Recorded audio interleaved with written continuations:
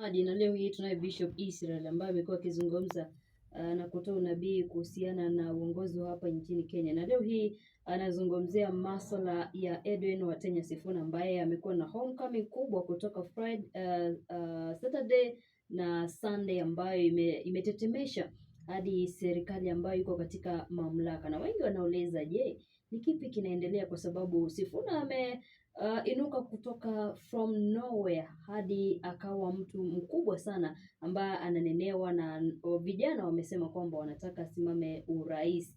Hebu tusikie Bishop anaye pia kuzungumza. Je, nyota ya Sifuna ndio wakati wako wa kung'aa? Karibu sana.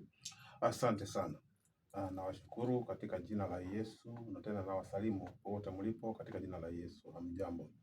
Na siku ya leo labda tuongelea tu mambo machache ambayo nilitabiri hapo kitambo kwamba ODM itakuwa na mgawanyiko, na ODM ile ya Sifuna ndio itakuwa na umaarufu sana.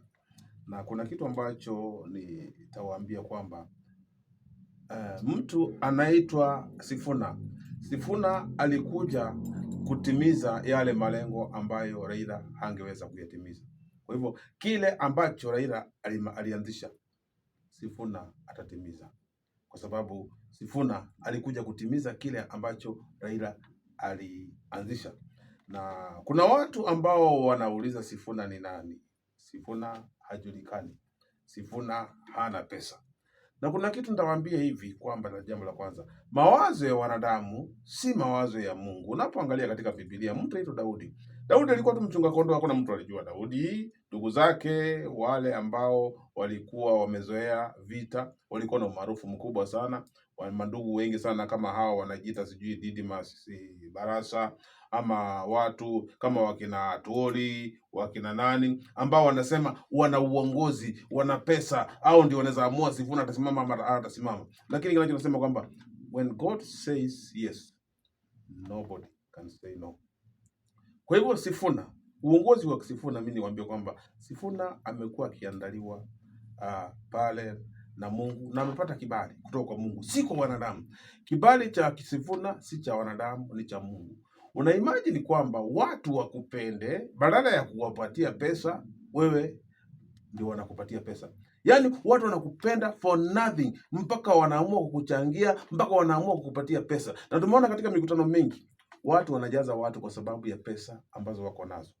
Jana tumeona nani ameenda ku revenge Didmus, nani ameenda ku revenge jana ameenda kutupia wananchi pesa, na I'm sure zile pesa ambazo wametumia wananchi, anawatupia wananchi the same money ndio watachukua waweze kutuma kwa pay bill ya Sifuna. Kwa sababu Kenya saa hizi nambari kubwa, tuseme kwamba Kenya sasa kibali kimemwangukia mtu anaitwa Sifuna, na nyota yake ya Sifuna imeng'aa, na huu ndio mwanzo, na itang'aa na kung'aa. Na kuna watu ambao hawatalala usingizi kwa sababu ya Sifuna. Kuna watu wakikaa State House pale, ndoto yao tu ni vile sasa, huyu kijana tutammaliza namna gani, huyu kijana tutamzima namna gani. Lakini mimi nawaambia kwamba kile Mungu ameanzisha hakiwezi zimwa na mtu. Na mimi nasema kwamba Sifuna one day, muandike mahali, one day Sifuna will be the president of this Kenya. Anaweza kuwa labda kwa wakati huu akose kuwa rais, lakini Sifuna, andika mahali, Sifuna kuna siku ambaye atasimama kama awe rais wa Kenya, kwa sababu upendo ambao ulio na watu kwa Sifuna ni mkubwa sana. Si upendo hata ni wa kushangaza sana. Wanasema tu kwamba hata watu wanasema kwamba mbona Sifuna hana nyumba. Mimi nasema kwamba Daudi hakuwa na chochote. Daudi alikuwa tu mchunga kondoo. Hata watu walikuwa wanajua analala wapi. Lakini siku ambayo kibali cha Mungu kilimwangukia, alikuja kuwa mfalme katika Israeli.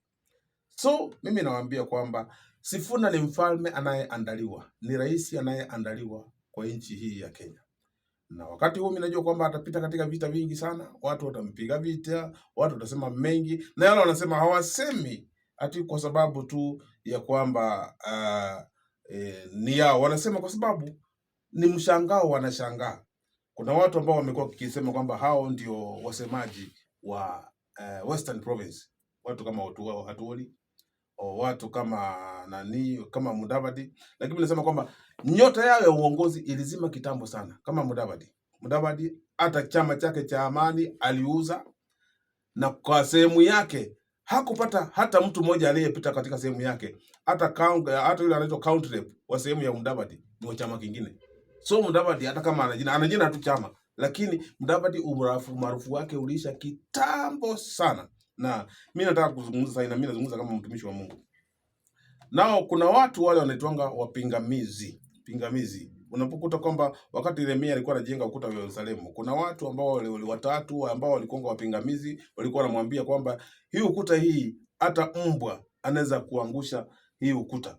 Na hao watu walikuwa wanatumika na shetani. Walikuwa wanatumia kumvunja moyo.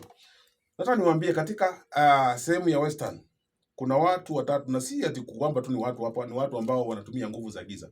Ndio kama wachawi wa Western. In Western Province kuna wachawi ambao sasa kwa sababu mtu ambaye anaenda kwa mganga, mtu mwenye anatumia nguvu za giza, sana mtu anapoenda kwa mchawi, unajuanga mtu huyu ni mchawi kwa sababu ya wivu alio nao. Na mchawi wa kwanza nataka niwaambie katika katika Western Province, mchawi wa kwanza ni Atoli. Mchawi wa pili kuna mtu anaitwa Mudavadi. Mchawi wa tatu kuna mtu anaitwa Wetangula, na kuna huyu wa nne anaitwa Didmas Barasa. Na ukiangalia vizuri hawa watu hata sifa maisha yao yote ni maisha ya uganga, ni maisha ya kwenda kwa waganga. Lakini nasema kwamba imefika wakati ambapo nguvu za uganga hazitafanya kazi. Hapana. Imefika wakati ambapo watu watalala kwa wachawi, wajikatakate, wafanye nini, lakini yule aliyeteuliwa na Mungu atazidi kung'aa na kung'aa. Na mtaka muweke tu macho yenu kwa Sifuna sasa. Kile ambacho natabiri sasa, Sifuna nyota yake itang'aa mpaka watu watashangaa. Na watu wanauliza, je, Sifuna atasimama kwa kiti cha urais? Ndio. Kwa wale watakaoenda mezani, Sifuna anaenda kusimama kama rais. Kwa wale ambao wanaenda mezani, anaenda kusimama kama rais. Na pale sana watu wanataka Sifuna awe rais. Lakini nasema kwamba let the will of God be done. Labda tukimalizia, maelfu ya Wakenya walionekana kuweza kuhudhuria homecoming ya Sifuna on Saturday na on Sunday, lakini baadaye tunaona watu katika serikali, mmoja akiwa Cherargei Senator akisema kwamba zile images zilikuwa ni AI kwa sababu hawaamini, lakini video ilitolewa na kila kitu kikatolewa kwamba watu walihudhuria kule mpaka wakamchangia Sifuna. Kuna watu saizi najua kwamba wanaona watakuwa ni kama watao ndoto. Kwa sababu tunaangalia hata katika Biblia, wana wa Israeli walipokombolewa kutoka Babylon, walikuwa ni kama wanaota ndoto. Kwa hivyo kuna watu wanaangalia Sifuna hivi, wanasema haiwezekani Sifuna kutoka kwa kiti cha Senate na aende kuwania rais.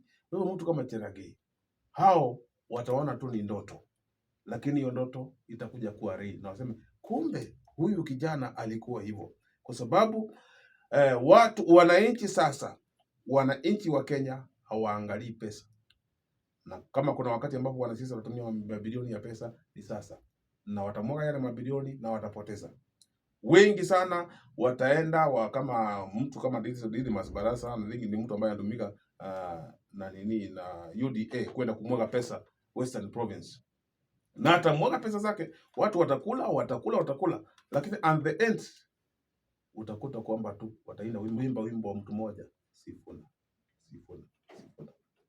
Ndio kuna wanasiasa saizi katika siasa saizi watatumia pesa mingi, lakini sio wenye watachaguliwa. Watakaochaguliwa wengi watachaguliwa kwa sababu wanapendwa na watu.